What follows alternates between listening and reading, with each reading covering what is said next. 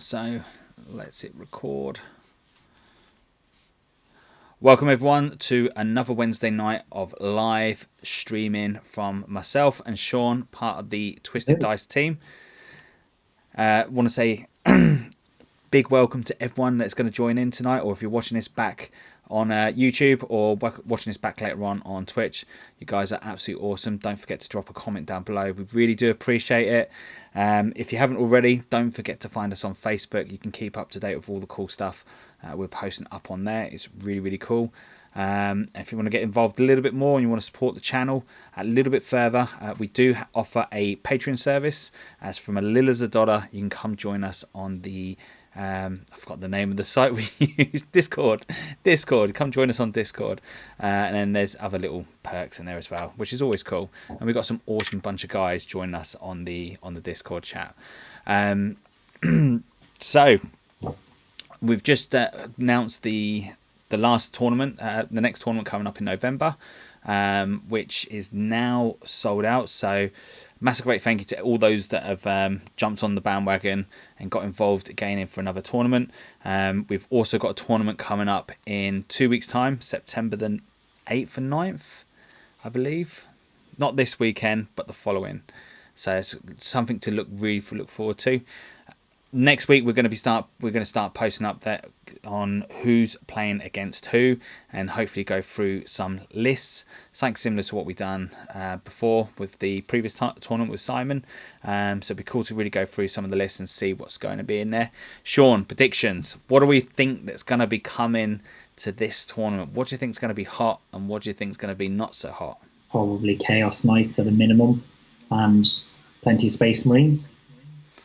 I think Space Marines is gonna be hot. I reckon we're gonna see drop pod heaven. It's gonna be like raining drop pods. You think it's going to be the drop pods that are going to make the appearance? No, I don't actually. I think potentially we could see a couple of drop pods. I think so. Yeah, I think you're right. I think we're going to see a couple of drop pods. There's some really cool stuff out there at the moment. So as we're talking about the tournament side, Sean, update us, my friend. What have you been up to? So this week, the big news is not only have I got one of these built, which I built on the weekend, but I'm actually putting two on the list. So the plasma, or not the plasma, excuse me, the repulsor executioners, and then as you can see, I've been sawn off the barrel. So that is to get me the ability to take those tanks, because I think they'll be around for a while, and I'm going to paint them up over the next couple of days, which would be quite nice. So I'm putting them into a bit of a probably an Alpha Strike Ultramarines list. That's what I'm doing. So when we talk Alpha Strike, what we talking? Talk to me. Talk to me about this ideal Alpha Strike list that you're thinking of. So the first thing, without obviously giving away all your cookies to everyone out there, I don't mind. I mean, I'll share it all with them. So, maybe instead of going through my list, maybe I can go through some of the things that we I think are getting a little bit juicy in the Ultramarines Codex. See, now I like this. I like the idea of juiciness and what's out there. So what have you seen, Sean? Because we've had now I've had a really good game with Daniel the other night, which I'll talk to you a little bit more about that, because there was something happening in the game, and it was kind of like both of us looked at it, was like, wow, did that just happen? That's not meant to happen. That is just absolutely bonkers. Is this the Assault Doctrine? Is this what we're talking about? I'm taking a guess here. No, because he was Blood Angels. He was absolute Blood Angels. Yeah. And all the cool shit that's coming on at the moment, it was like, it was absolutely mental, dude. It was just like something happened in the game. I looked at him and was like, what the hell just happened there? So it's just crazy. There's a couple of things that I think after having the Codex for a good week and a half, and I've got to have some tester games, but I've been moving the tanks around on the floor, and I've been rolling dice, and I've been like, oh, there's the Invisible Knight, and I've been play testing in my mind, seeing how many wounds I can do, what's the average, right? Anyway, pardon me. I've got my Slack in the background. I actually need to close that down in a second. But I think what you're going to see is you're going to see two people who are, I think, are pretty much an auto include in most Ultramarine armies, if you can see them, and that's Tigurius. So he's definitely going to be in there. He's going to give you roughly 5 command points per turn, psychic spells, re-rolling failed psychic powers, adding +1 to them. He's 3 powers. There is some really interesting wording with him. Unlike a lot of psychers that you tend to find that can pick out of multiple disciplines and have up to 3 powers, he can only choose from the Space Marine discipline and one of the supplement disciplines for the Ultramarine. So he can only have 3 powers from one discipline. I think that's to just kind of balance him a little bit. And they probably knew he was going to be strong. He doesn't have an Invuln save, but you can get a 5-up Invuln if you take one of his psychic powers. And then the other person who I think will be auto including is actually Chaplain Cassius. So he is a chaplain who can cast off 2 of the litanies of hate powers, which is really interesting. So he can know, this model knows the litany of hate and 2 litanies from the litanies of battle Sea Codex Space Marines. So he knows 3, and he can cast off 2 a turn. And he's only 85 points. Yeah, so like he is going to be absolutely frigging bonkers, and I think like he's going to probably be like one. See, the chaplains to me, I think is I know obviously we've gone through this already, but I do think like the chaplains are definitely going to be one of those auto includes in most armies. When I do get myself around to doing Space Marines again, I think I definitely will going to have at least one chaplain in there. But the thing is, right, would you spend 75 points and take a chaplain, or if you're, let's say you're an Ultramarine player, because not everyone's going to have access to this one, but as an Ultramarine player, why wouldn't you spend another 10 points and take, Cassius and allow him to cast off 2 litanies? I mean, it just makes him twice as effective. He's interesting, so I really like him. I like Tigurius. The other thing with Tigurius is he doesn't come in his old armor plate, so you can't take him anymore. So it's Primaris or nothing. No, that's fair enough. But yeah, look. Let's continue on. I've got another one for you. You'll like this one. Okay, go on. So we got Sergeant Cronus. So his one is you get one wound back a turn on the model. So let's say you start taking damage. You're getting 5 wounds back on your tank, and then it never degrades. Right? Yes. So even if you go down the bracket, it always counts as firing at full strength, and he hits on a 2+. So not only does he improve your ballistic skill of most tanks, so he's hitting on a 2+. So if you put him in certain vehicles with the Scions of Guilliman rule, it basically counts Ultramarines vehicles as remaining stationary. So there's 2 vehicles that I really like that are a little bit out there, and they're both Forge World. You've got the Vindicator Laser Destroyer. So he can fire. But they don't get the Scions of Guilliman though, do they? They do, because they're Ultramarines. The tanks get them as well. But like, so with that, does it have to specifically say? Is it a word in the rules on the tanks, or is it just like it's tank generic? Any Ultramarines unit gets the. Oh, okay, right, okay, cool. Because then you're trading out the. Yeah. But when you have I'm with you. Yeah, that makes sense. Right, so when the tactical doctrine is active for the whole army, you basically can move. With your weapons, and you count as if you were stationary. So it means that dreadnoughts can move forward and fire the heavy weapons and not suffer a -1. Then you've got the Vindicator Laser Destroyer, and Sergeant Cronus can go into that simply because it's got the Vindicator keyword, and it's an Ultramarines unit. So yes, you're going to be moving around with no damage, 10 inches, and then you've got the ability to fire a Strength 10 -5 AP weapon, right?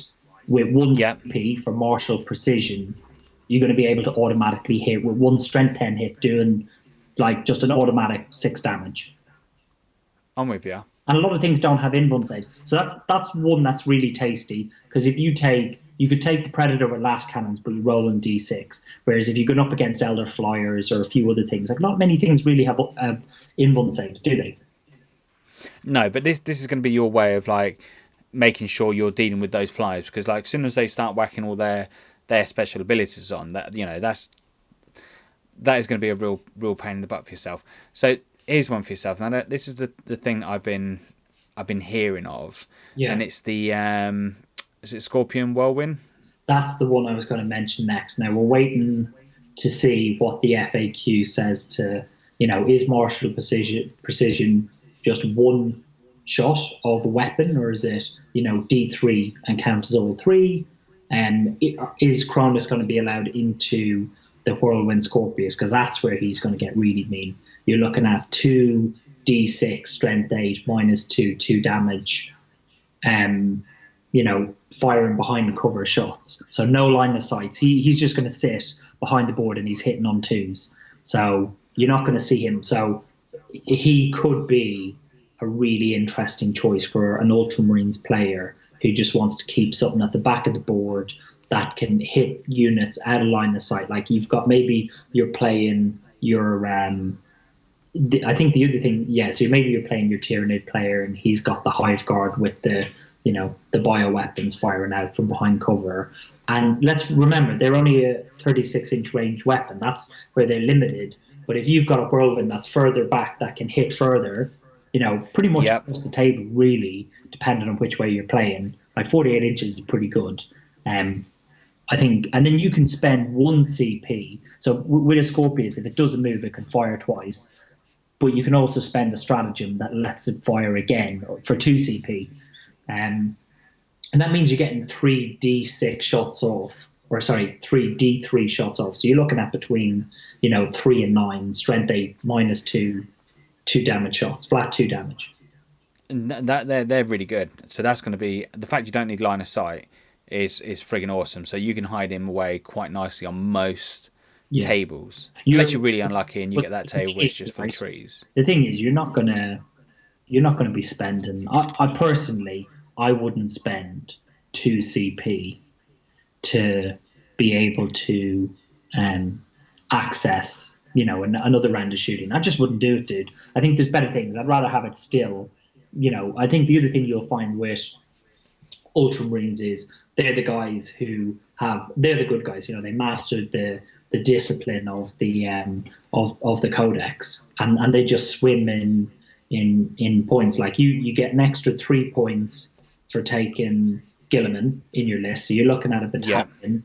You've got an extra 3 points for Guilliman, right? And then if you take Tigurius, he's giving you an extra 5, 6 points, 7 points a game, depending on how many. But this is the thing. So the beautiful thing about this now is obviously Gilly doesn't have to be, that auto include. He's not an auto include, but the thing that I really find interesting with Guilliman, where I think he's kind of come down. We're not talking about the rerolls to him. That we know that. And then we're not talking about the drop in points.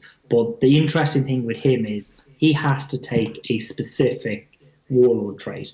And his one is called Nobility Made Manifest. Now, I haven't played with it, so I don't know how powerful it is. But it basically says, right, so Nobility Made Manifest is friendly Ultramarines infantry units and Ultramarines bike units can perform a heroic intervention as if they were characters while they are within 6 inches of the warlord.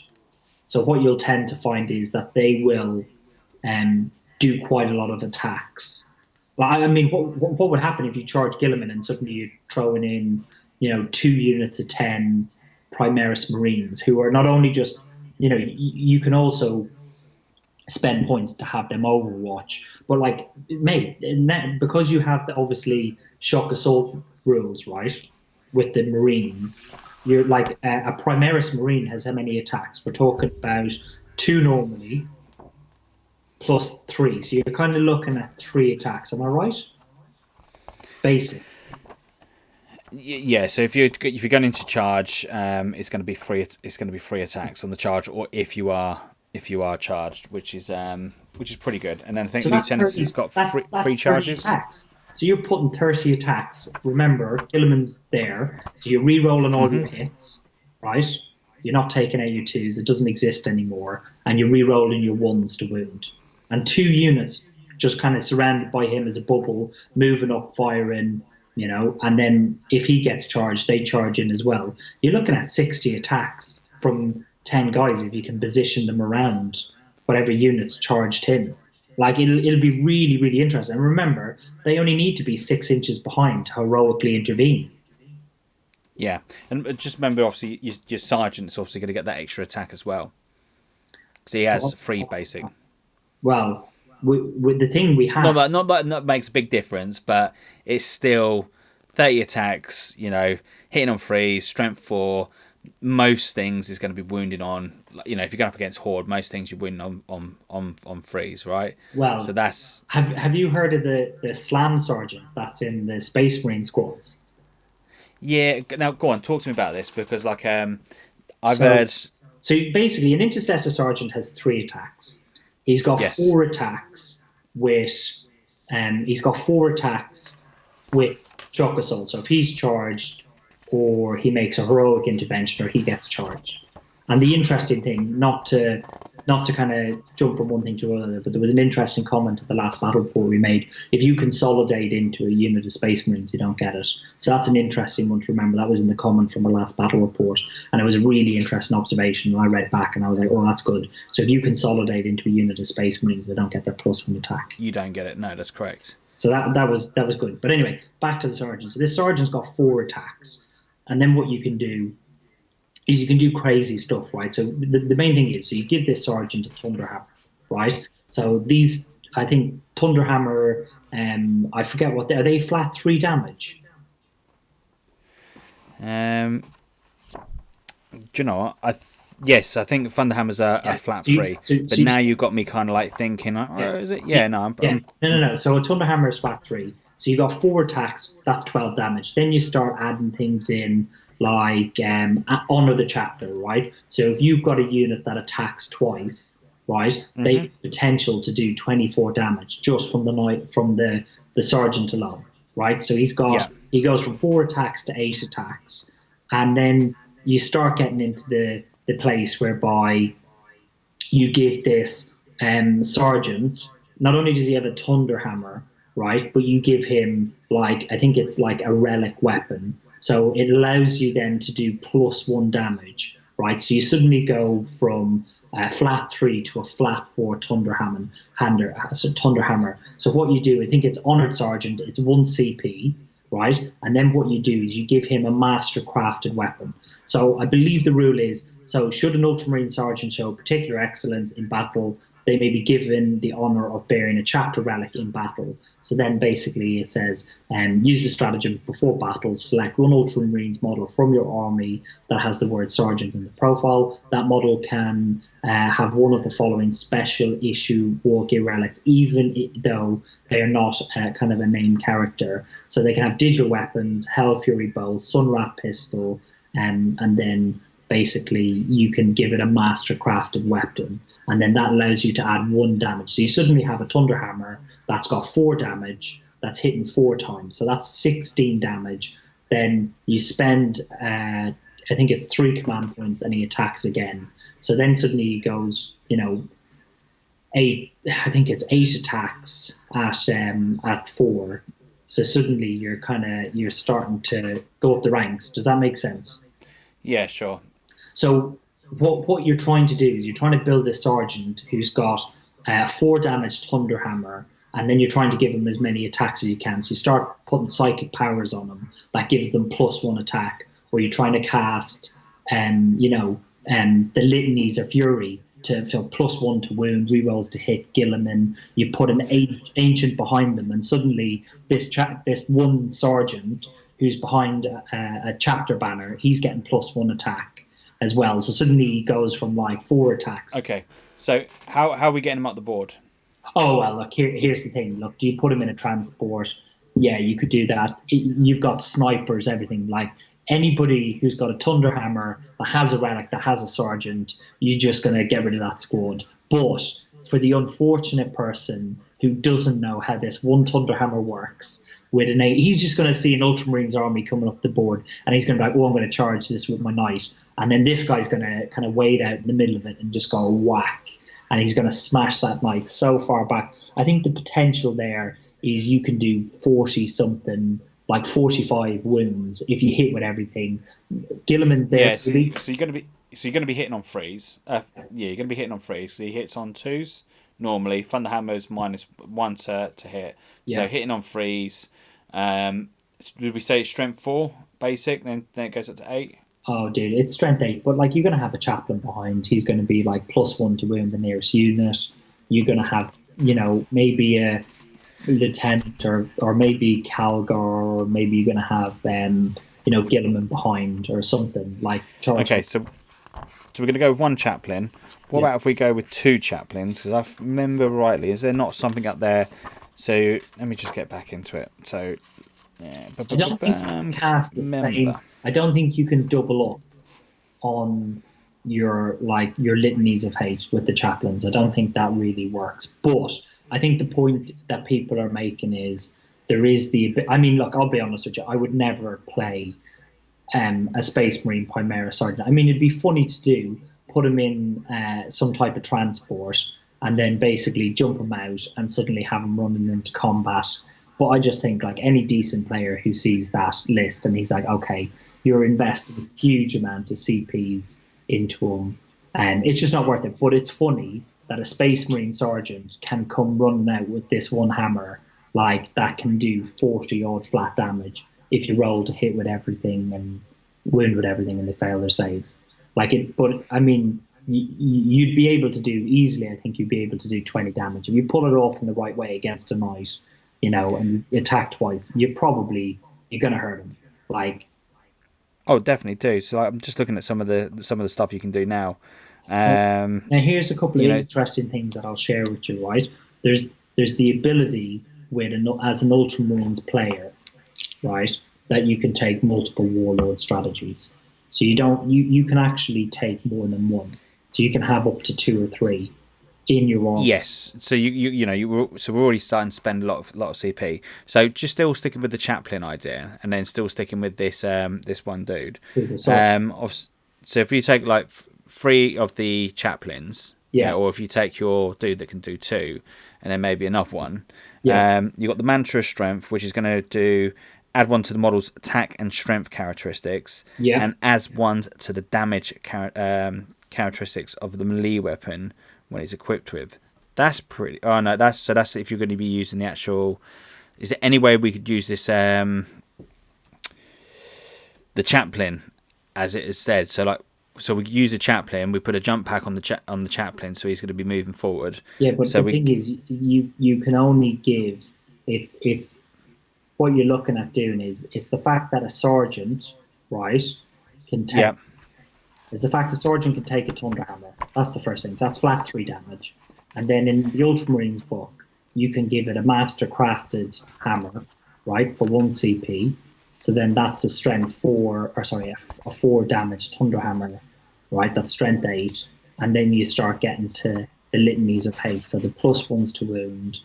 I mean, if you take Cassius, you can do litany of hate. So if this litany is inspiring, you can re-roll hit rolls for attacks made with melee weapons by models in friendly Ultramarine units while they're within 6 inches of the chaplain. I mean, you're going to get those re-roll hits from other places anyway, but you can just do loads of little funky things, and then you can spend 3 command points and go again. But the reason that I mention you can take 3 warlord traits, which is interesting, is the sense that you can take Gilliman, you can take another, maybe a chapter master, count him as an extra warlord, and then you're getting your CP back. So you're farming your CP. You're going to take the one on a 5 or a 6.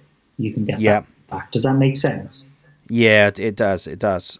I mean, to be honest with you, there's a couple of warlord traits in the Ultramarines book that you would do, and I do like it. I think they're going to be incredibly strong. But I'll share one more thing. I don't want to talk about Ultramarines all night, but I'm going to share one of the things that I definitely think you're going to see every Ultramarine player take, and that's called Seal of Oath, right? And it's basically you take, I think it costs you, you can get it for free. So you get one relic, or you can spend your points and get multiple relics. But this relic is to the Ultramarines army or to any successor chapters, right? And what it is And the seal of vote is at the start of the first battle round before the first turn begins. So you've already deployed your armies, right? Yeah. If you're going first, you know what you're attacking or potentially what they have. Select one enemy unit, right?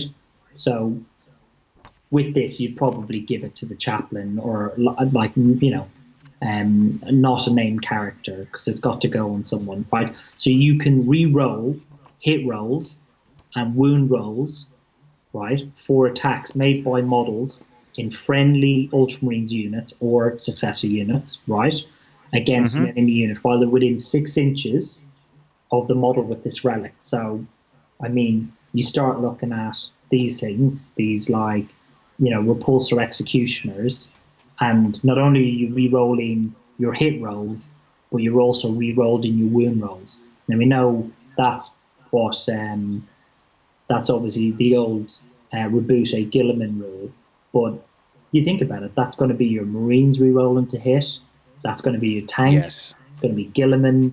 I think for 1 CP to get that off, so I think what you'll find with a lot of Ultramarines players, they'll take the Seal of Oath, they'll take Tigurius, they'll take maybe Guilliman or Calgar, they'll be getting those extra CP. So you're probably going up against an army with somewhere in the region of, like, over the course of a game, they'll probably spend somewhere between 15 CP.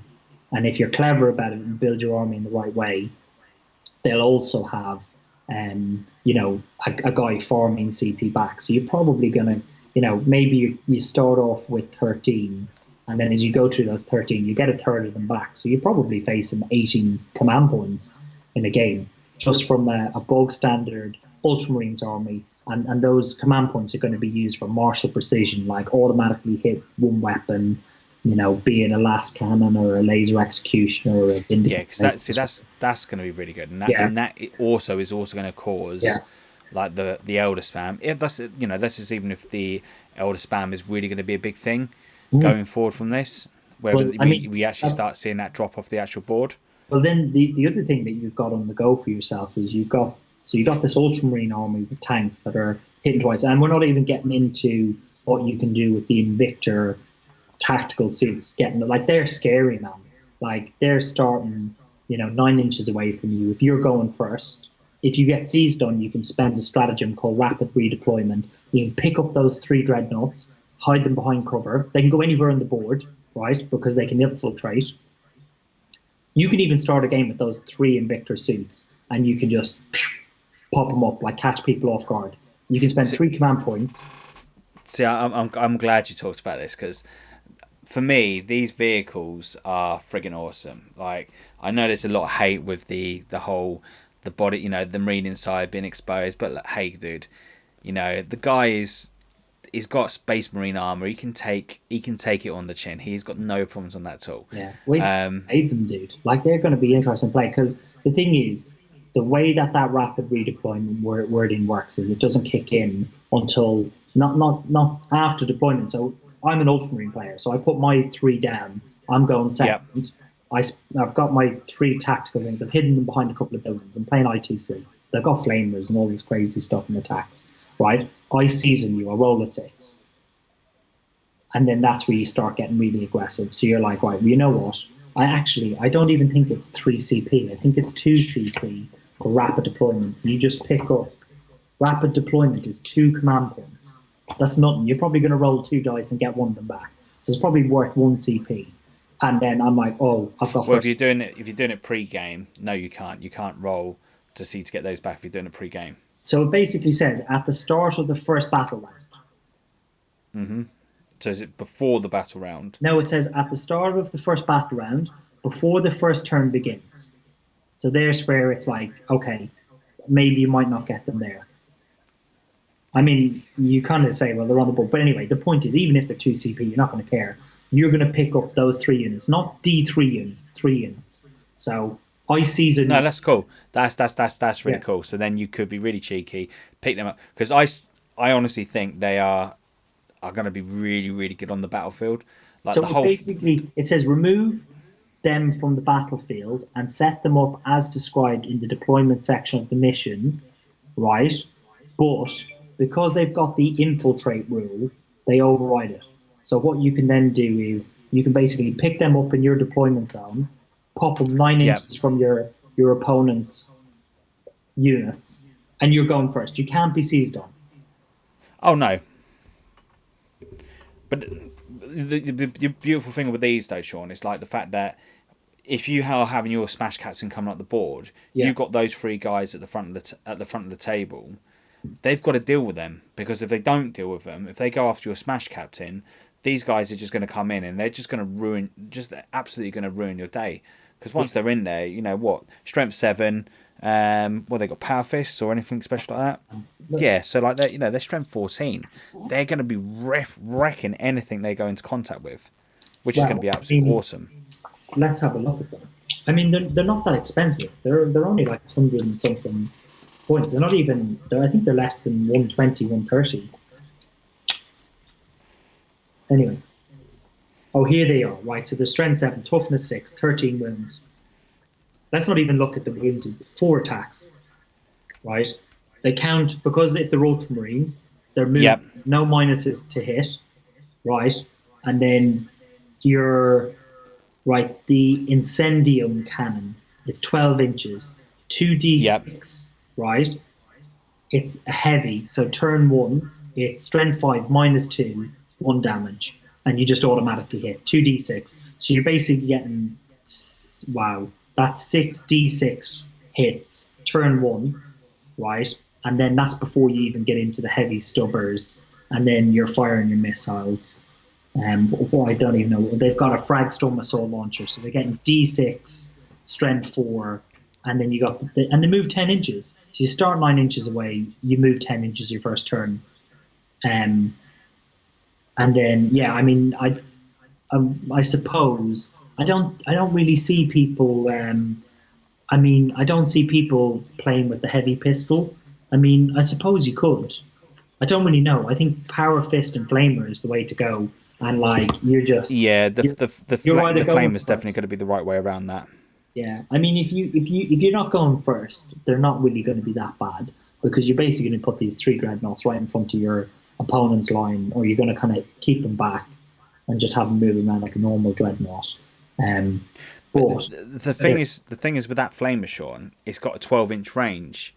Oh, So yeah. like anything that comes into charge range with yourself, like most flamers, like let's say, because obviously I'm a Genestealer Cult player, I love my orcs, so when coming into deep strike, I'm always going to be 9 inches away, for like, especially with the orcs. So for myself, I can avoid those flamers, but that one's got a 12-inch flamer, and then it's 2d6 as well, and that's the bonkers thing about it. Like, you're going in there with Genestealers, pure strain Genestealers, and you got 20 guys, and all of a sudden you're being hit by 2d6 flamers that are automatically hitting. That's going to ruin anyone's day. Like, it makes you think twice on actually going into battle with it. Yeah, and then the fact that it's going to have five I think the interesting thing battles with those is they're just still Marines. Like, they hit hard, but if you get into a game and you go first, and depending on what kind of list they have and what they can do and what your abilities are, like what kind of an army are you, like, they're still Marines. Like, yeah, the Marines with crazy tools, if they get into combat, you're going to lose a unit, but they're not custodes. Like, they've got no decent invuns. They're not like these tanks. Like, they don't have an invun. If you've got stuff that can take out tanks, like No. you're like, right, blah blah, but I'll get rid of them. They're done. Nothing to worry about. Like, you say that about them, but the toughness 8 on those, the 3-up save and the toughness 8 makes them very, very survivable, because like the difference between wounding on 4s and 5s is massive. Like, it is. Oh yeah. It's crazy. It's absolutely crazy. It's like the back of the days of like trying to get that lucky las cannon shot on the Rhino, or on the Predator. Yeah. Or even better still, that lucky las cannon shot on a bloody Demolisher cannon. That's the crazy thing about it. So these are interesting in an Ultramarines army because they can move, right? So they move 10 inches a turn. We're talking full health here. We're not messing around as if it's anything like it's taking wounds. So normally you're moving 10 inches first turn, and then they've got they've got a unique rule where if they stay stationary, it's like targeting optics. They can fire twice. So, I mean, you'll probably see a lot of people will take an executioner. It looks pretty cool. You're going to take it with. I think most people will take it with the big cannon on the front, right? They're looking at that and they're thinking, right, that's my big, laser destroyer. I'm going to pop off a few shots every turn. Whereas I actually, if you've got the rerolls in your army, I'm like I mean, it's not guaranteed that you're going to do some serious damage, but these things are going to move around and you're going to fire 2d6 shots a turn. But I think with those tanks though, I don't think that's, unless you've got something in those repulsors to be taken at the board, I don't think you really need to have them going anywhere near the enemy. Because they've got all right. The range is mid range on the table, so they're not like long range. The big gun itself has got a long range. Dude, they're 36 inches and they're moving 10 inches a turn. And it's the thing. So they have got that ability to move around and actually cause some problems. But the thing I like about the repulsors is the fact that it's -2 to charge them. Yeah. So if you have got that Genestealer Cult that's appeared in front of you, or you've got something deep striked in, they're going in for that charge. So all of a sudden it's going from 9 inches now to 11 inches. That's a game changer. That is absolutely crazy. Don't get me wrong, the Genestealer Cult have got ways, of doing the perfect ambush for 3 command points, to get in that little bit closer, so that can make a big difference. Let me ask you this, right? And like, this isn't one of those things where you'd say, oh yeah, well, I do this or I do that, right?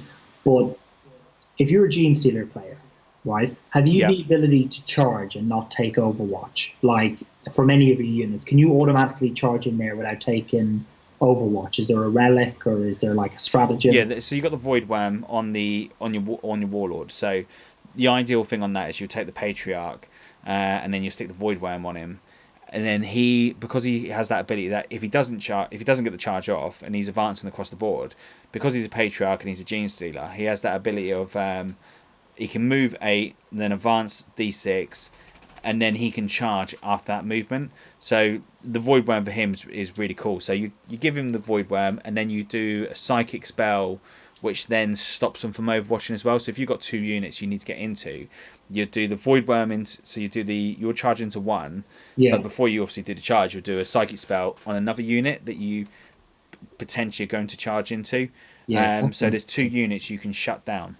Yeah, that is pretty good. I mean, the only reason I ask that is, like, an Ultramarines army is not an army that if you play with Guilliman, which is probably the way I'll play, what I'll do, and I've been watching a few battle reports with it, like, for, I think it's 2 or 3 CP, right? It's called, it's defensive focus, right? So as long as you're within 6 inches of a targeted unit, or sorry, let me get this right. So use the stratagem after an Ultramarine unit from your army is chosen as a target of a charge. And then it says select up to 3 other friendly units, right, that are more than 1 inches away from the enemy and within 6 inches of the targeted unit, right? And then the selected unit, so you pick 3. Yeah, 3, up to 3, and then they count as if they're being charged. Yes, sure. And I mean, if you think about it, you're going to kind of keep Guilliman probably back a little bit. You might have a unit of Marines, and then you'll have like the 2 repulsors either side, and maybe another unit of Marines behind. It's a lot of firepower to soak up. I mean, a lot of the reports I've seen a few Tyranid ones now, and literally it's the Genestealers coming across the board, and they're about to do that charge in, and it's like, well, how many units are you going to charge? And then they're just like, oh, I don't know if I want to charge that. I want to kind of see what happens. And that's pretty brutal, dude. Like, 2 CPs isn't a lot to expend if you know you're going to re-roll to hit and you're going to put out like 20, 40 shots with re-rolls. The thing is, like, with the Genestealers, you have to get up on... With most, with the Kraken Genestealer Cult... spit my words out. With the Genestealers, Tyranids, with the Kraken... Yeah. If you've got that close to the board, you can't afford not to charge. Yeah. Because if you don't charge, you're going to get rinsed off the table anyway. Because unfortunately, the downside with Tyranids is they they're really, really good at combat, but they are pretty much a fragile unit. Yeah. So, you know, they can dish out the damage, but as soon as someone starts shooting at them, kiss them goodbye. Unless you've got some dodgy dice, Mm. you know, those units just they fold very, very quickly. So you've got to get them into combat, or you've got to be in a position where you can hide them in a building or I out think of that's line of sight. I think that's going to be problematic for a lot of assault armies. That kind of firepower, depending on what you've put in your list and what you can pump out, that's like, especially with rerolls, because most people are going to castle up and move around. That's kind of the way Marines go. They go middle of the board, castle up, and then they just kind of put, like, if you charge them, you're like, okay, well, you've hurt me. Then you've got like grav units, right? So you got those tanks. Yeah, They're just falling back. You can't trap them in. They're moving back. 12 troops getting out. They're going to overwatch you, then charge in. The guys in combat, if they can, they're falling back, and then and everything's re-rolling to hit. And you kind of think like that's kind of Tau firepower crazy. Like you just like, you know what? I'm not going to. I charge one unit. Even if you charge one unit, what stops a Marine so player? what's your thoughts on drop pods still? Drop pods I think drop pods are good, but it just depends what you put in the drop pods. Like you put a unit of Devastators or a unit of Marines, like Stern Guard are good. You're going to rapid fire with, depending on what turn you come in. If the Scions of Guilliman is on, you can come out of the drop pod, move out your normal distance, rapid fire with like 10 Marines or Stern Guard. That'd be pretty good. Maybe come out with some maybe combat ones if you're trying to get a charge. I don't see how that works. But I think drop pod's fine. It doesn't break. I don't think it breaks the game. It just depends what you put in it. So if you're putting a unit of Devastators in and you're spending that 1 CP for Gravonic Amplification, I think what they'll probably do is they'll probably just put the cost of grav weapons up a bit, because it is really good. You're getting like Yeah, look, 16, grav are really, really good. Because you're taking 4 grav weapons. You're taking an Armorium Cherub or Cherub. I don't know how you pronounce it. The little baby floating The little around with the baby. little head. He reloads Yeah, one. the little floating baby. So you've Which got whoever come up with that, yeah. there's something wrong with them. So basically, what you have is you've got a sergeant who's got a signum. So he picks one heavy weapon to give a +1 ballistic skill. And let's be fair, if they're coming in on turn 2, so if you've got 2 units and then you're coming in turn 2, that's one guy who's firing 8 shots hitting on 2s, because you're not getting the minus modifier, you're getting the +1 for his weapon, because he's going to count station. Because being Ultramarines. So that's 8 shots, and then you've got 12 shots that are hitting on 3s. Depending if Guilliman's on the board, you're dropping that drop pod right down beside him, so you're re-rolling your hits, and you're re-rolling ones to wound. And then with the wounds, if you cast off the Gravonic Amplification, it doesn't even matter. It doesn't even need to be because you're re-rolling your wound rolls, and then you're re-rolling all your damage rolls. And I'm just trying to think what the other thing is. So maybe what I think they'll do is they'll put Grav up a couple of points, just to say, well, look, put some other weapons in there, and that's not going to break it. I think that the tactical suits are probably more broken than the Grav. Well, the Grav is very good, but 3 tactical suits going straight into combat, that's going to totally ruin your plans. Whereas Grav will delete a unit. And then the next thing that's worth mentioning is what I'd love to see Games Workshop do, and I'd love to hear your thoughts on it, Darren, but I'd like to see them bring out kind of like prepared positions, whereby we know there's a problem with people alpha striking on turn 1 and coming in and just ruining your game plan.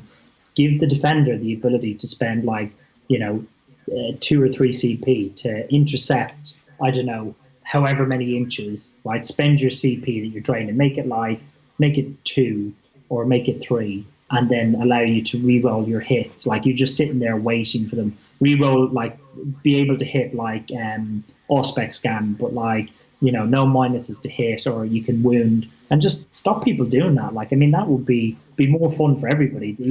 Someone's like, I've got an army that's totally built around coming in turn 1 and ruining your day. And it's like, okay, well, I've got prepared resistance. Other Marines can deal with that. I've been looking upon this and thinking about, obviously being a Horde player, I'm not sure how I'm going to deal with the orcs just yet.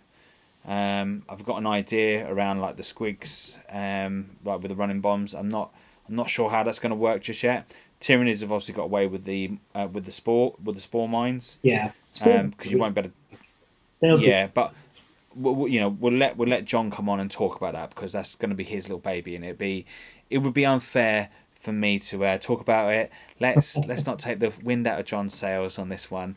Let's let him have some fun with this. But so going with the Genestealer Colt.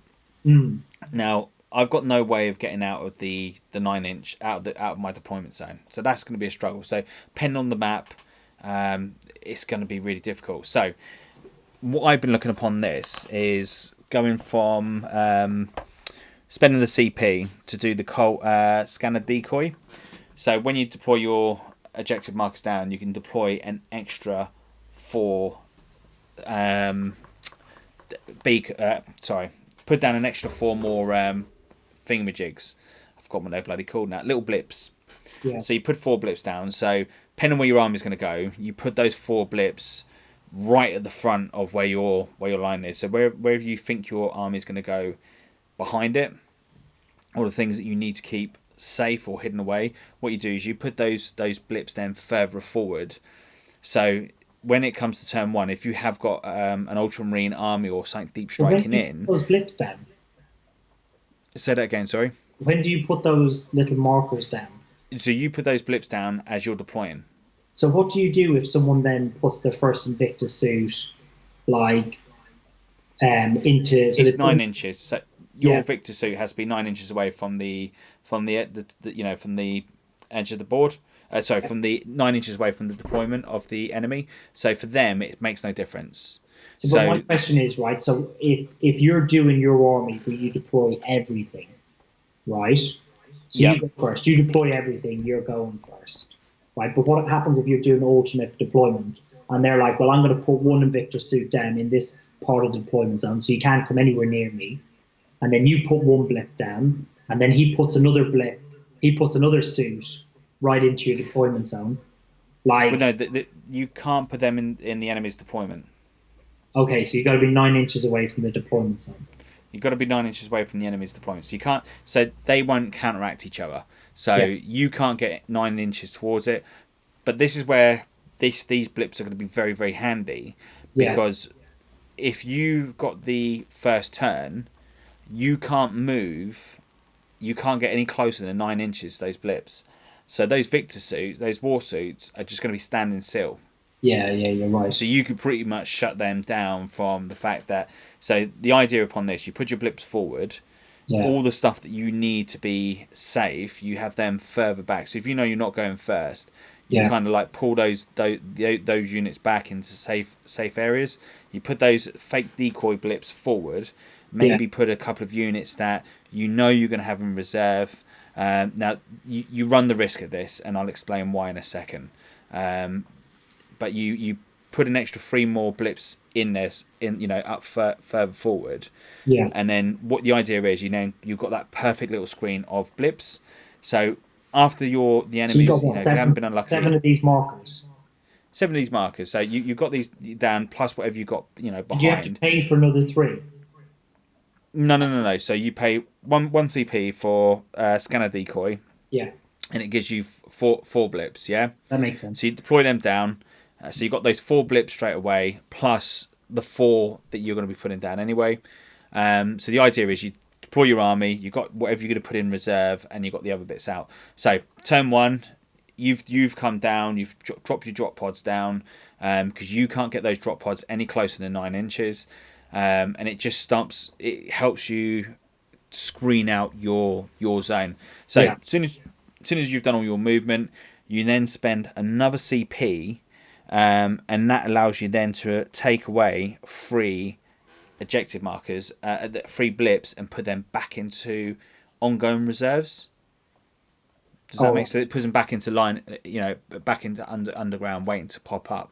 So then use them again, put them down on the board in different places.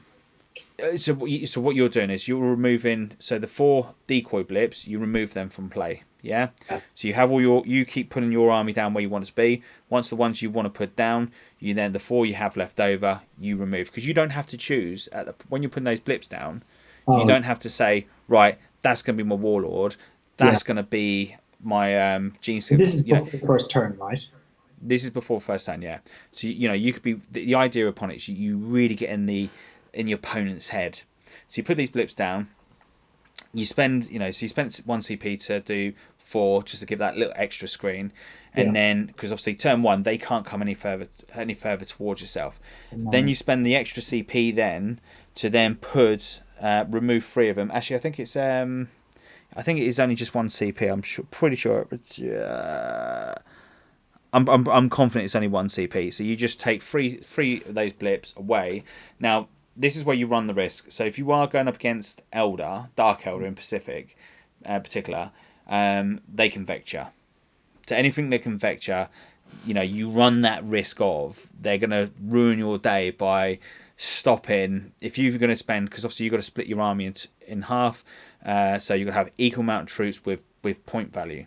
So normally what I do is I put 3 of my most expensive point wise. So my 2 squads of Abrams or my squad of Gene Stealer, whatever it's going to be, the 3 most expensive things, I will have them on the table, and then I'd spend that CP when revealing them, and then put them back into reserve. Okay. So they come up. So you're potentially turn putting 2. them down on the board as a unit, but then you're pulling them back, and then what you're saying is, right, these units will come back anywhere on the board and cause you a bit of trouble. Yeah. Okay. And then, as a Gene Stealer player, how do you feel against going up against Marines? So obviously you can screen against the suits, but then start getting to mid game, you start getting your doctrines in. Yeah. So now this is where it starts getting interesting, because the Marines now have that ability. That there's 2 things in the Marines army that is going to ruin any horde's dreams of getting anywhere close to do any real damage. Is it the bolt drill? Is it the bolt one that's going to fire 4 times, or 4 rapid fire shots? Yeah. So okay. So you got that. Okay. But that's not my main concern at the moment. My main concern is the Probus armor, which is giving you that 12-inch bubble. I see, where you can't charge. Yeah. So Marine versus Marine, deep striking with drop pods. At the moment they've got that great advantage of it. They're stopping you from doing that. Even the dreads, that it stops them from getting anywhere near them. Turn 1, so that makes really good like combat army. So if you use these dreads, right, and you use Probus Marines, you're preventing anybody getting with it. So if you bubble wrap the dreadnoughts, you just can't charge them. So anyone who's got a shooting army is going to struggle, right? No, street and army will be fine dealing with them. Yeah, but anything with assault army trying to get into combat, the Marines are really gonna. This is where they're gonna, really excel, because obviously, they can create that 12-inch bubble to stop anything from getting in. Don't get me wrong. Is that the comms relay or something? Or is that what's that? Sorry. What stops them from charging in 12 inches? Because to be honest with you, I haven't really read about it's the Probus armor. Oh, wow. So you've got Pacific Space Marines in the new.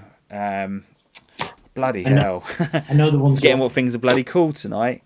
Troops, the new armor, the new Space Marines. So they've got the Probus armor, and that gives them that ability of the 12 inches.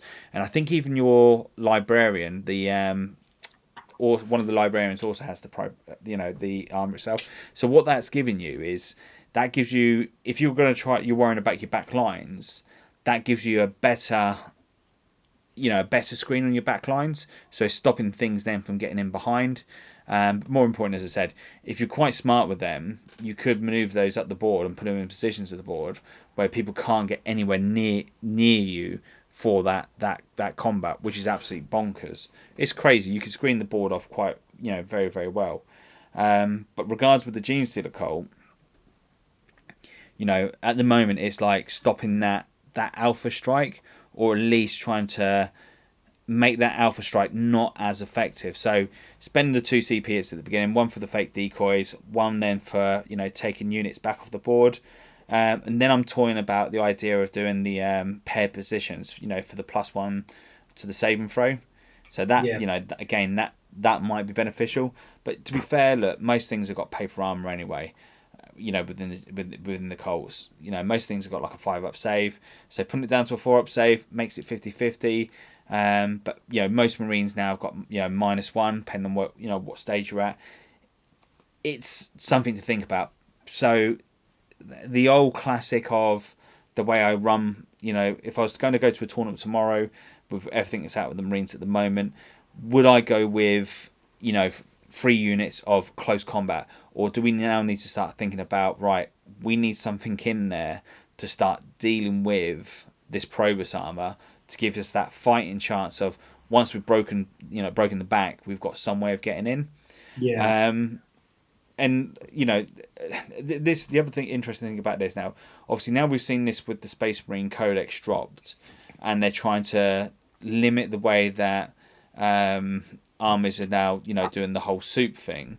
I'm praying, I just hope that Games Workshop will listen to this and they listen to the community, because I want to see the end of soup. A lot of people. For me, soup is a killer. Don't get me wrong, there's loads of people out there got loads of cool toys and they want to mix and match them, but for me, I just want to see the end of soup. And it kind of stops some of the abuse with soup. So it'd be awesome. But what I'm hoping for is, because they're setting the presence with the drop pods, I'm hoping now when they come back around to the Genestealer Codex, I'm hoping we get that turn 1 charge again, and we make things great as they used to be. Because let's face it, there was some really, really cool stuff with the previous part of the Genestealer Cult, especially like going back into the shadows, coming back at full strength. I think something like that would be really, really cool. We've got the Green Tide, so why can't we have it, the Genestealer Cult? Not going to happen, but oh, hold on, you had 1 Aberranth, it went off the board and come back with 10 Aberranths going, yeah, all right, mate, jog on. That ain't going to happen. But look, it would be freaking cool, right? So you're specifically, right, you're talking about the Infiltrator squad with the Omni Scramblers, right? So enemy units that are set up on the battlefield as reinforcements cannot be set up within 12 inches of the unit. And that's on page 122. Okay. And there's no way to give the Omni Scrambler to a captain, is there, in Probus Army? Oh, he has it as well. Yeah. So I tell you what, right? There's a lot to be said about taking just 1 captain in Probus armor so you can't get charged. You can't get dropped in. So you just, in fact, what you would do is you just take 1 captain in an army and you're going to say, right, he's going to sit up the front of the 12. And it's like, look, you're not getting within 12 inches of me. He's interesting. I like that. Well, look, the Infiltrator squad, this is the horrible thing about the Infiltrator squad. Okay, they're a little bit more expensive than the normal Primaris Marines. Okay. Yeah. But they've got the same ability as the Warsuit. So with me, what I'm thinking about when I do the Space Marine army is go for the Infiltrators. The fact that I can then position them up to anywhere up to 9 inches away from the enemy deployment.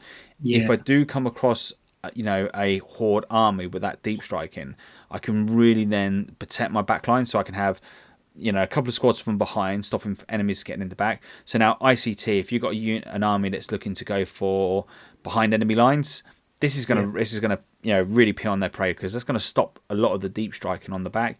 Other Marine players, points as well for a captain to take in that list. 90 points to stop people charging within 12 inches of you. That's good, man. That's not bad at all, because that shuts that right down. And you can't target him because he's going to be character, right? Unless you got like... Yeah. But look, if you take the Infiltrator squad, because you can deploy them out of your deployment zone, you could really create a really good, stopping the Alpha Strike thing from coming in. That's the crazy bit about this. What you can do as well is you can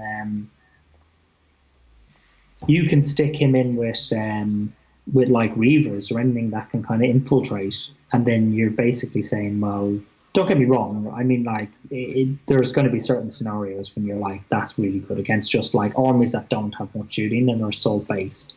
But there's going to be certain armies that are just going to look at those Marines and just be like, yeah, fine, you just set up there. I'm basically waiting to, like a Tau army, be like, okay, unless you've got like, if you've got those suits of charging in, but anything that's got decent firepower is just going to be like, yeah, okay, go for it.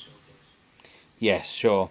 But the interesting about with Tower at the moment, obviously, I still I don't think they've got much to worry about. Marines have got better. The Bolters have got better, and there are some really cool stuff out there. But I still think the Tau will do much better than most Marine players. Like especially with the battle suits, but with all the missiles, death by a thousand cuts and all. But do you think they can take the first round of like, especially if a Space Marine player is targeting some of the bigger things like these? Like, right, I want to get rid of a Riptide suit, and I want to get rid of like maybe a unit of the missile suits. So you got one unit of gravel, take out The, one. the the problem you'll have, Sean, when you go up against a Tau player, if you go up with a Tau player that's got his head screwed on, Yeah, what they'll have their shield drones, yeah, that's and true. those shield drones are just going to be hidden away so you can't see them. But they're going to be in range to take the firepower. So if anything, as soon as you start targeting them, they're just going to take the firepower. So anyone that plays Tau and they play them smart, the right way, you're not going to see the drones. So you're not going to be able to shoot the drones. So it means that you're going to have to shoot at at all the other stuff first of all, which is going to have the higher toughness. So it's going to be a lot harder to kill, and then then they're just going to push it onto the drones. So unless See. So what and you, that's the thing. you think it'll be what you'll have to shoot the bigger suits and stuff before? Yeah, so you're going to go against the is it toughness seven most of it. A lot of their stuff toughness six, toughness seven. Yeah. So like bolters and stuff like that, it's a lot harder to wound, them, and they're just going to shrug it off. Mm. Plus that they're going to have a way of getting the feel no pain. They're gonna laugh at you. They're just gonna they can soak up firepower. As much as I hear like certain people whinge that Tau players have got it hard.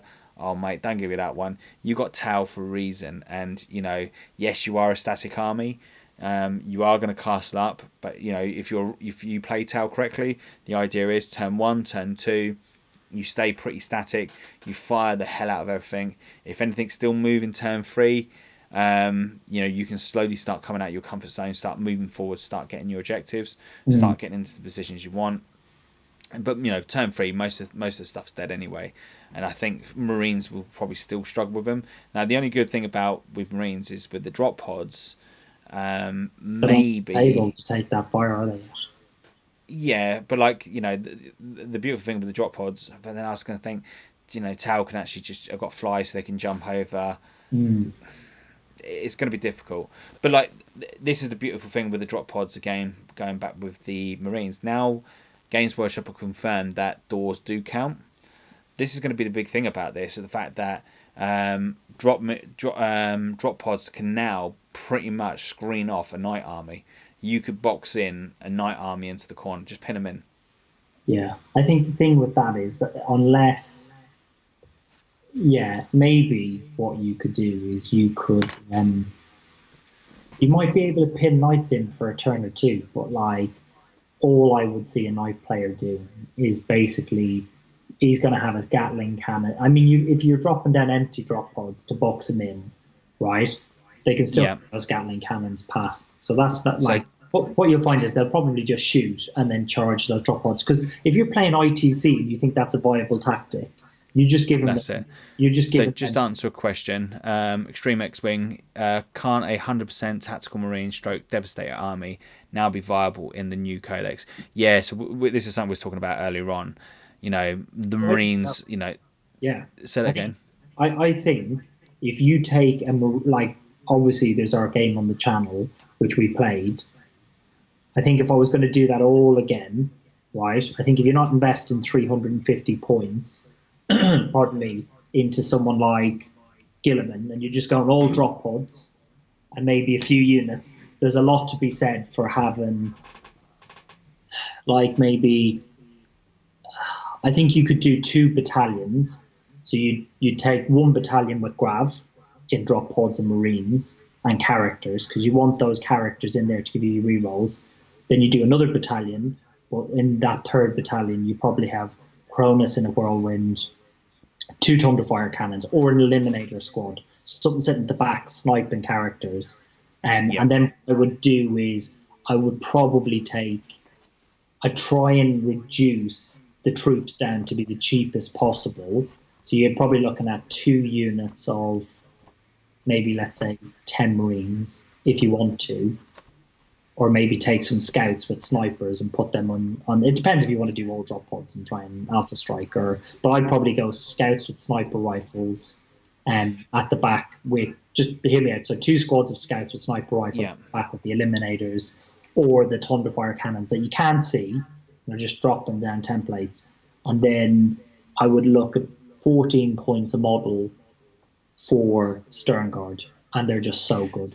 So good. I mean, you're just rapid firing with -3 weapons with the tactic. And then the thing is, you're gonna use your relics, and you're gonna have 3 warlord traits. And I think if we'd have played it that way, and I was firing -3 bolters that are coming out, rapid firing, and then I'm like, suddenly you're like, wow, that's scary. I don't think it's going to be top tournament, but I reckon you'd have a lot of fun with it. Like, it would be. I was going to say, you could definitely have a lot of fun, but like, this is the downside with drop pods.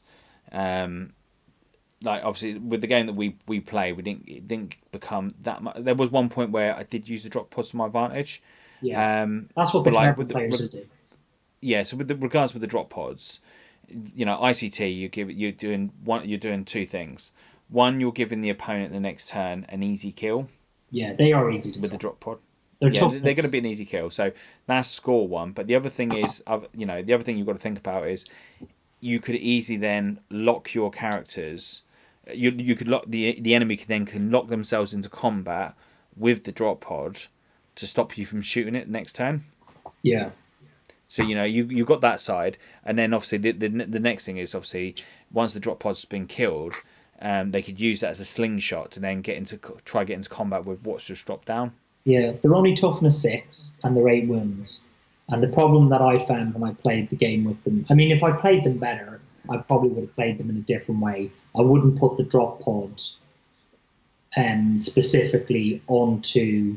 I mean, the problem is, because the doors count, what you find is people will charge them or consolidate into them, and then you can't shoot them. And because they're immobile, they can't back away. There's nothing you can do. So you've got to be careful from that point. But if I was going to play an old drop pod list again, I would probably an old drop pod list. But if I was going to play that kind of army that you're looking to play, I'd put 1 unit of Grav, right, with...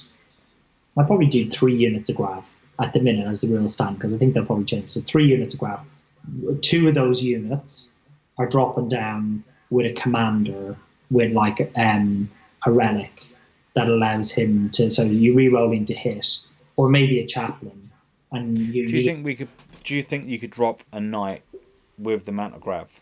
Oh, absolutely. I think you could drop. So the thing is, with gravitic amplification, right? You're coming down and you're basically targeting one. So you got 20 grav shots. If you've got the ability to reroll hits, and you use the 1 command doctrine, which is squad tactics, you're coming out. Yeah. You're hitting on 2s and 3s, and then you're re-rolling.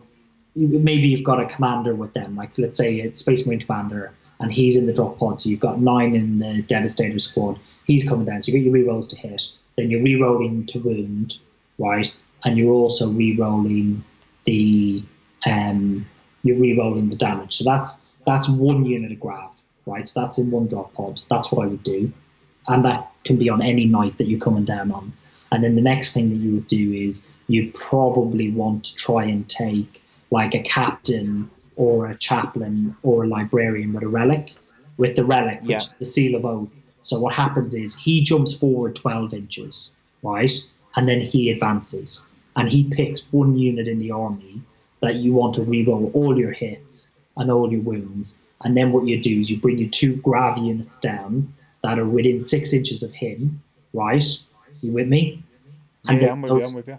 Yeah, so those grav units are within 6 inches of that commander with the relic. So you've got 1 unit anywhere on the board that's got its reroll hits because of the chaplain, or maybe it's reroll ones to hit, and then you're re-rolling your wounds and your damage. That's a brutal unit on its own. And then you've got another 2 units of like Grav who are coming down. Now, admittedly, you've got one guy who's going to hit 8 times on threes with rerolls. So maybe, I don't know, you've got Gilliman, or you've got some ability with powers of chaplains or whatever, and you're basically in the middle of the board. 24 inches isn't actually a short amount of range, especially if you're kind of coming out. You've already moved 12, so you've moved your chaplain 12. He's got a 6-inch bubble, so you're kind of looking then. You're 12 inches from your deployment zone, and then you've got another 6 inches. So suddenly you're up to what, 18. So you're going to be within 17, and then 17 and 24 is like whatever's in that thing. I think even with bolters that are, just firing away. Let's say you got some. I mean, that's probably the way I play Grav at the minute. And then you've got 8. You've got what, like 8 in each squad. You're going to have 8 hitting on threes with rerolls, if you can figure out how you get your rerolls and what you do. And then, the relic lets you reroll everything. So you rerolling 8 shots on threes. So you're pretty much like a 2+ to hit, and then you're re-rolling 12 shots. You're hitting on 4s, and then you're re-rolling whatever misses again, and then you re-roll all the wounds in those 2 squads. So you've got like you don't even have 8 Grav weapons. You may as well have 10, because you got the guy at the back who's armoring the ones. So you're re-rolling all your hits, all your wounds. That's the alpha strike that I would go with. If you've got like a tournament coming up next week and you can do it, that's probably what I would run. And I think that's enough. I think that's enough to seriously cripple 2 knights. I mean, we've done the math. You're doing like, up from the last battle report, we know that they took down a Leviathan, which is got even sweat. Yeah, and it's T8, and you took that down quite easily. There was no problems on that at all. I think what you'll find is the unit that can re-roll the wounds and the damage, that's going to be your big, like, I think we did 19 wounds to the Leviathan, and then that was before I even started pumping the bolters in. And don't forget, you've probably got the heavy support at the back lobbing over. I haven't really mapped it out. I don't know what the 2-unit of Devastators re-rolling to hit and re-rolling to wound, but without the damage would do. Something definitely something to look into, and something definitely to think about, right? You're probably each unit's putting out 20. You're putting out 20 Grav shots, so you're putting out 40 Grav shots. You're wounding a knight on a 5 and a 6, but you're re-rolling those. So a third of those. So let's say of those 30 hit, you're going to get 10 Grav through. Hold on. Let me put this out there. It depends on who's rolling the dice, right? Oh yeah. No, I agree. Well, if it's me rolling the dice, you'll be lucky to get 3, maybe 4 or 5s and 6s. Let's genuinely. And I could have 100 re-rolls and still come out pretty bad. If you figure the math out, right? If you're saying, okay, well, I'm going to put 40 shots into it with all your re-rolls. Let's say you get 30 hits, right? Which is kind of realistic. I've been playing around with the dice on the floor. So let's say you get 30 hits. Of those 30 hits, right? A third of those are wound on a 5 or a 6. So you're getting 10 Grav weapons. But then don't forget, so now you've got 20 don't wound, but you re-roll those 20 again to wound, and a third of those. So you're going to get like 17 Grav weapons wounding a knight. And that's like 17 D3. So your average is going to be 2. So you're probably doing like 34. I'm going to put it out there to everyone. If you listen to this if you listen to this now live and you think Sean's sat in poop, please drop in the comment now. If not, please drop in the comments down below. Well, let's say you get 17. 17 of those you're probably going to save. Better still, if you are trying this at home and he doesn't. You're probably going to do better. But no, when you go by the maths, okay, I'm on board with that. They do as you say, and that's the scary thing about them, right? Yeah. So, in the comments, again, so Grav was nasty with those CP abilities you use, talking about in regards to the last battle report we done. Yeah. And then, although Darren mentioned he moved 1 to 2 models, which you land close to him. Yep. And, I want Darren to roll my leadership tests. Listen, when I roll leadership tests, I roll high. Yeah, I I roll think friggin' what high. the really interesting thing about our battle report is there were definitely things that you couldn't do. Like we just didn't know if the doors counted or not. I think when the drop pods came in, Look, we went in right to the regards to battle that though, report. Sean, like at the beginning of that battle report, we both agreed on that the doors don't count. Yeah, So on I'm regards to that, surprised. I thought GW wouldn't allow that because that's going to like let's well, say I try can and see claim. it because then this is the question, right? If the doors don't count, do you have to deploy the doors down? I would say if a drop pod comes down, you got to put your doors down. Yeah, Because the rule with Games Workshop, with regards to the models overhanging off the board, yeah, it means then now with the drop pods, you can't get that you close. yeah. So like if we go back and we think about the last battle report we done, Yeah, obviously you put two that's what drop I was pods saying. I down. was right up against the edge of the board, so I wouldn't be able to do that. Yeah, you wouldn't be able to do that. So this is the question because I like know loads of people that with the drop pods they had, they actually stuck the doors together.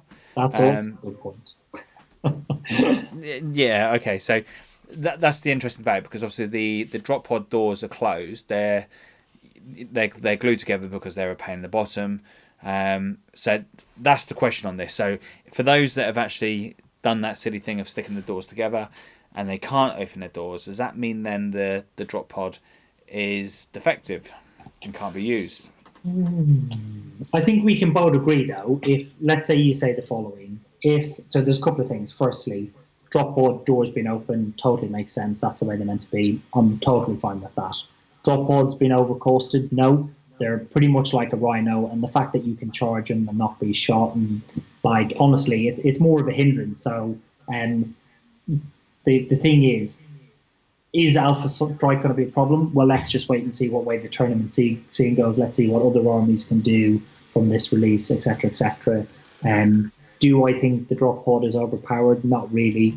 I think there's a lot more like snazzier things you can do with the new Space Marine books. I probably, as I said, maybe craft goes up a little bit because it is pretty good, but then you can only take so many in an army. And then the Marines, like you didn't have a problem at all wiping out the Marine squads. Like Bolt of Fire was killing them. Like I couldn't even kill your guys in combat. Like I was really struggling. And they're just Marines, really. And But the other they're Brett Marines and like if you're competitive playing with drop pods, right? And let's say GW is like, well, okay, the doors block movement and that. I mean, what kind of army have you got if you can't get rid of a toughness six? I think it's going to be more a case if you're a knight player. Not everybody's going to have drop pods at a competitive level. I think that's what I would say. I think you can easily, if they drop down and block you in, you can fire all your weapons and wipe out those squads. They're just Marine squads. You charge forward. You're going to kill them with just stamping on them. Like they are easy to kill because you're what strength 8, strength 8 on the base, yeah. yeah, and you're getting like D3 wounds. I mean, you only need 2 or 3 hits, and then you take out one drop pod and you're away. Yeah, dude, I totally get that. It was interesting because obviously one of the comments that were made about the Rubik Marines, the +1 is to all their saving throws. I didn't think it was. I thought it was just against their normal saving throws. So I'm just actually, yeah, no, all this does. Add 1 to the saving throws for Rubik Marines Yeah. for Saying, damage statistics of 1. what are people saying in the chat? I'd love to know what people are looking at that maybe we've missed. Like what's in the Space Marine book, what's in the Ultramarine book. Like I haven't even read the fluff. I haven't even got around to half the things. I've just like read about all the. I mean, I don't even know about the Phobos Marines. Like maybe that's where it's at. Like you can get within a whole army within 12 inches and you can't be charged. Like that could be pretty good if you just, you know. I tell you what is Yeah. right. If you're playing a local Tyranid player, just take Tyrannic warriors or veterans. They are so good. Like if Nids came out and they were the go-to army, you just take 3 of those. There's 16 points. You re-roll your hits, you re-roll your wins against them. It's brilliant. No, that's it, dude. So in the 30-inch chats, range so rapid fire weapons. So with doors down, you have to set up 9 inches away. Yeah. So unfortunately, with the doors down, you have to set up 9 inches away from the doors. That's so the footprint is now large upon that drop pod. That's a really, really huge footprint on the table. Now, yes, that works against you, but that also can work in your favour, as we said earlier on about blocking in knights into the corner. So if you are going up against a knight army, yeah, okay, you're gonna lose the drop pods, but what that does do, it then gives you that ability then to give you that little bit of a fighting chance to actually try shoot the knights off before they actually get to where they need to be. Plus, depending on what mission they are, you could kind of stop them from getting the objectives they need to get. So it can. When the knight player doesn't charge all his knight forward, take on your drop pods. If he doesn't destroy them, that's a knight you cannot shoot. That's going to be at full firepower. Like, he could literally shoot all of his weapons at your troops, like dent your army, and then he's just got to combat with them, and he's just like, well, I'm going to try and stamp them. I haven't rolled really well. I'm just going to leave it there. And you can't shoot him for a turn. And the other thing that you got to be careful of, which is why I lost the game to Darren, was Darren used his one knight to pick off a drop pod each turn, that it meant that he always scored more than me. That's what kept you in the game. So you suddenly went from, I was like, well, I hold all the objectives. And you were like, okay, well, I'll play defensively now. I'm going to kill a unit of Marines in combat. So you went 1, 2, well, I'll fire my knight at the drop pod, which was causing you no trouble at all, but was getting you a consistent 3 points. And that's what happens. If you put all your drop pods in front of a knight player, if you're playing ITC for the first 2-3 turns, you're just giving them, like, score more points than me. They're probably even going to get first blood as well. Yeah, I think it depends on how many drop pods you put down. Obviously, you went quite heavy with the amount of drop pods, but if you only put 3 drop pods down the table, just enough to block Sign Kin, 3 points, then I don't think I'd worry about it that much, because you just give me that chance. I think if you're a knight player and you come up and that's a strategy people are going to use against you in ITC, I think, yeah, okay, you're going to struggle to get around the board potentially, but it's only going to be for a turn or two. And if anything, yeah, sure. You're so be outscoring them. You're not going to be. Next comment is, the only thing I can see is it makes drop pods have a larger footprint, which gives you more choice to deploy your Marines around it. Yes, 100%. 100%, because if the doors count, that means you're no longer deploying from the hole, so there's nothing actually stopping you from actually deploying from the doors. The other thing you're going to have is certain boards, you're going to struggle to get into certain areas, because if someone's like, rules is written, they're like, get your doors down, and you're like, oh, you're actually going to try, you're going to struggle to get your Marines forward. You're going to struggle to get that down. You're going to, because you can't put them on the back of the drop pod. You're going to struggle to get like certain weapons in range. It's, get certain angles. Yeah, you kind of want to try and get as much in a dense of area as possible. You want your captain in the middle, given the rerolls. Like, it's not going to be hard, but with the doors being in play, I think it's going to be harder to play the drop pods. If you're going up against someone who's got the head screwed on, and got a mobile army, then you really can shut those drop pods down. That's the thing. I don't think they're broken. I think a lot of people are kind of worried about. I don't think they're broken at all. I think they're quite good. If you're coming up against a drop pod army, the only thing you're going to be worried about is you're just going to be worried about your line of sights. You're going to be thinking, right, that grav's going to hit me like a train. It's going to delete maybe 1, 2, 3 units possibly. Remember, one unit's going to have a command point they're going to use. Another unit's going to have one relic is first turn only, and they have to pick one target. Everything else is going to be fine. So if you've got 2,000 points, you're probably going to lose 2 or 3 units. But 3 Marine squads standing out in the open, like, you will. Interesting. Steve's put on there about Cronus can't drive in Sakharin. Who's this? One of our patrons. He's part what? Cronus cannot ride in the Sakharin. Who? Cronus? So we're sorry. I think we're talking about the other Whirlwind. Yeah, the Whirlwind Scorpius. That's the one we're on about. Maybe he's right. Maybe it's been FAQ'd. I think this is what people are waiting to see. No, the Sakharin is the it's like the super heavy one. It's like the bigger one. Oh man, Yeah, you're 100% on that. So if you listen to it at the beginning and you've turned off, apologise. This is Sean we're talking about. yeah. I No, mean, but we I were thought referring to the Satorian was the smaller one ones. So with the auto cannons with the tracks. We're not talking about the big one with the grab Primaris one, is it? yeah, unfortunately, because this is going to be going back like on the on podcasts and onto YouTube, I could probably put something funky in the like some animation onto it. But if you listen to the back on podcast, so I do apologise on that. One thing I do want to talk about before we go any further, obviously, because we're coming to the end of pretty much to the end of the show now. Obviously we had a battle report a couple of days ago with one of the patrons. Dan come back into the studio with his Blood Angels. Look, dude, with this new rule with the being charged, getting the +1 attack, it is no joke. Like, they have now become absolute frigging beasts. Like, I know people are whinging about not having the doctrines and that, but I kid you not, that +1 attack is just absolute bonkers. So, give you an example. 5 scouts sat into a building. Now, normally 5 of my little acolyte hybrids can go into a building, clear out scouts like there's no tomorrow, and even if they leave 1 or 2 of them behind, normally I'm all right. I'm confident that I'm going to come away unscathed, or I'm going to have like 1 or 2 wounds, 1 or 2 of them are going to die. But next round, it's cool. I'm going to deal with them. I can handle them. Now this is the scary stuff about it. Now, the whole battle report was really cool. It's a really, really close game. So me just telling you this one little bit about this part of the battle report, don't think this is going to change the way the game goes, because like that's just part of it. There's loads of cool stuff that happens in this battle report, which is like it blew my head in some of it. But I'll let you sit back and enjoy that. But the main thing is 3 guys, 2 guys, captain and a sarge. I think it's like 7 attacks off scouts.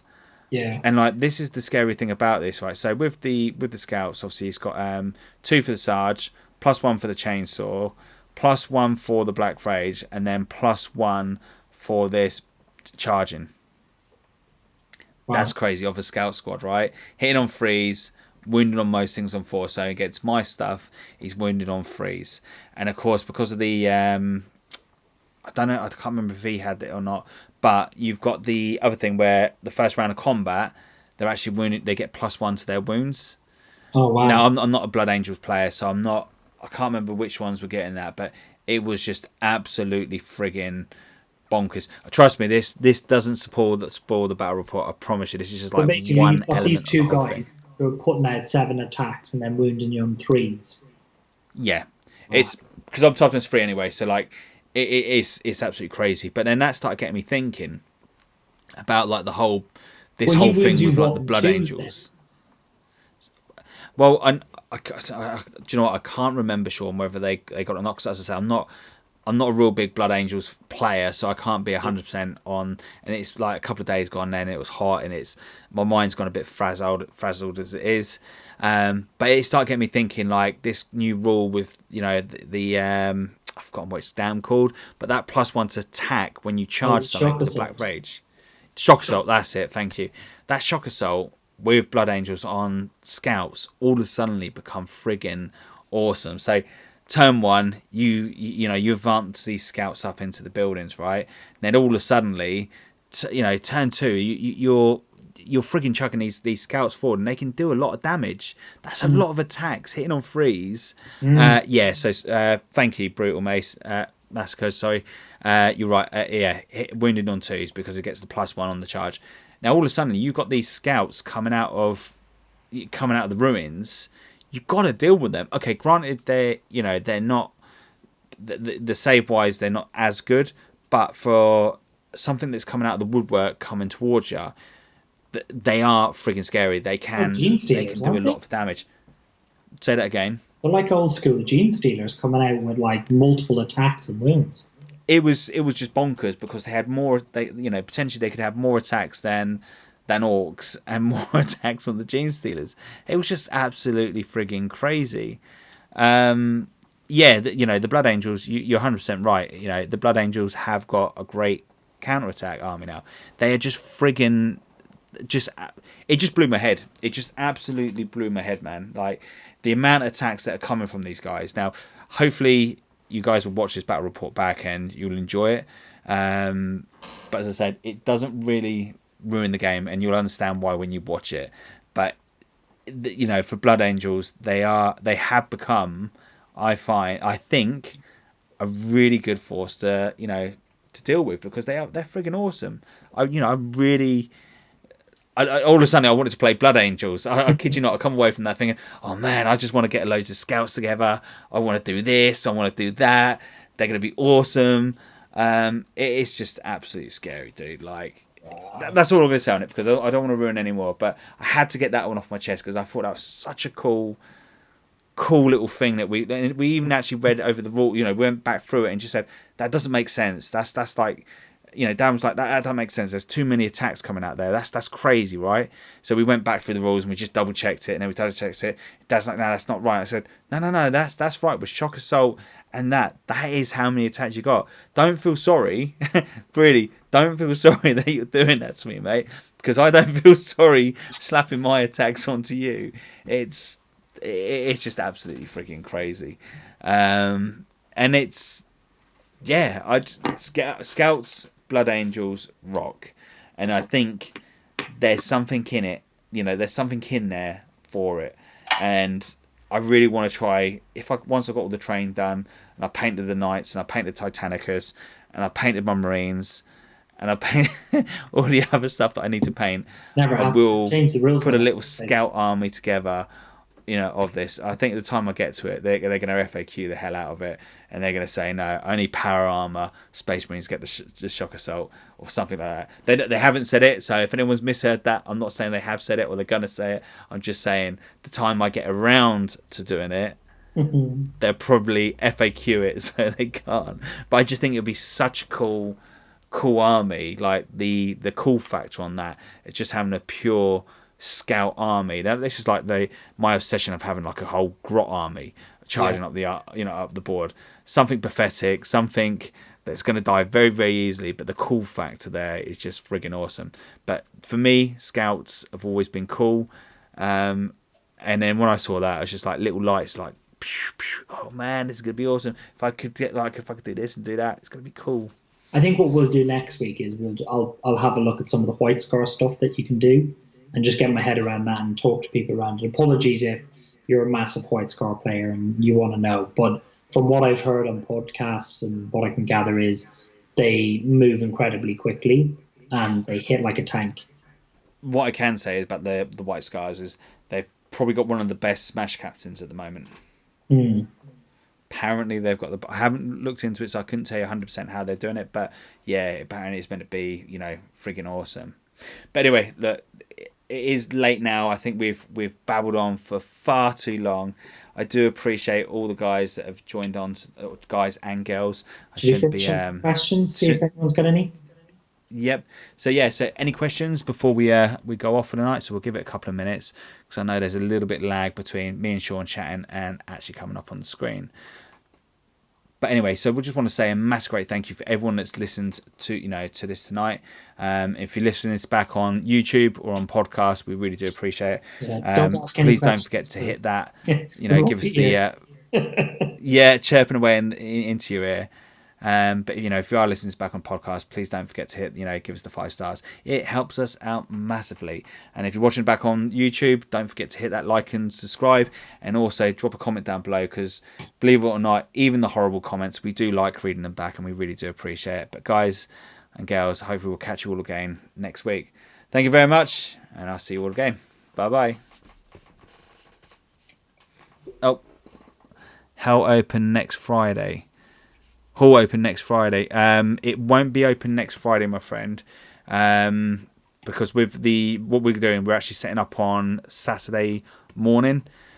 So yeah, unfortunately with the British Legion, the Friday night they've actually got an event going on Friday night. So it's going to be a case of Saturday morning we're going to be in there for 8 o'clock, and it's just going to be all hands to deck, getting the table set. But we've pretty much got that down to a T now, so it should be cool.